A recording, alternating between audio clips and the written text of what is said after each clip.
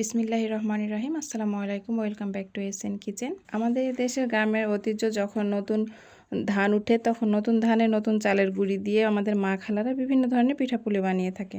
তো আমার মা আমার জন্য এইসব পিঠা বানিয়েছে এবং বানিয়ে পাঠিয়েছে। এই পিঠাগুলোকে আমাদের এলাকায় তিল পিঠা বলে। আপনাদের কার এলাকায় কি পিঠা বলে অবশ্যই জানাবেন। এর মধ্যে রয়েছে তিলের এই হালুয়া এবং বাইরে এই যে চালের গুঁড়ি দিয়ে এটা বানিয়ে থাকে। আর হ্যাঁ, এখানে শেষ নয়, আরও রয়েছে। এই যে দেখছেন বিশেষ লাড়ু, এই লাড়ু আটার লাড়ু নামে পরিচিত আমাদের এলাকায়, এবং এটা নতুন চালের গুঁড়িকে ভেজে গুড়, দুধ, নারকেল দিয়ে বানিয়ে থাকে আমাদের মায়েরা, খালারা। বিশেষত হচ্ছে এটা এতটাই সফট হয় যে খুবই নরম। আপনাদের এলাকায় এটা কী নামে পরিচিত অবশ্যই জানাবেন। গ্রাম বাংলার বিশেষ ঐতিহ্য কুমড়ো বড়ি। এই কুমড়ো বড়ি কার না পছন্দ অবশ্যই জানাবেন। আপনাদের কাছে কেমন লাগে? মাশাআল্লাহ, এখানে কিছু শুকনো মিষ্টি রয়েছে,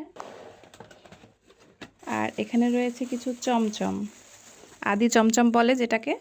আমাদের এলাকায় এটা শুকনো মিষ্টি, এটাকে গোলজাম বলে। আপনাদের কার কার এলাকায় কি বলে এটা? এটা বানাই কিনা আমি জানি না ঠিক। এটা খেতে কিন্তু অসম্ভব দারুণ। এই যে বাইরে শুকনো এবং ভেতরটা একদম রসালো, অসাধারণ লাগে খেতে। আমার বাড়ির সবাই তো খুব পছন্দ করে। আর এখানে কিছু আদি চমচম রয়েছে, এগুলো খেতে অসাধারণ। এক একটা টেস্ট এক এক রকম। এই যে ভেতরটা দেখতেই পাচ্ছেন, একদম রসে টইটুম্বুর। আরও রয়েছে এখানে কিছু গরু মাংস রয়েছে, এটা মেবি চিকেন হতে পারে। আর এটা তো পায়েস। এখানে কিছু বড় মাছ রয়েছে, আর এখানে কিছু ছোট কাচকি মাছ রয়েছে। আপনাদের এলাকায় এটা কী নামে পরিচিত জানি না, জানার অপেক্ষায় রইলাম। এখানে আলু দিয়ে চিকেন ঝোল, আর রয়েছে কিছু সাদা পোলাও। মাশাল্লাহ, আসলে মা তো মাই। এখানে রয়েছে মিষ্টি দই।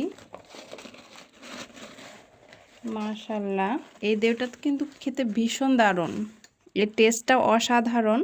আমার বাচ্চারা তো খুবই পছন্দ করে এটা। এখানে রয়েছে কিছু খাঁটি সরিষার তেল। তো পরবর্তীতে দেখা হবে নতুন কোনো ভিডিও নিয়ে। ততক্ষণ সবাই ভালো থাকবেন, সুস্থ থাকবেন। আল্লাহ হাফেজ।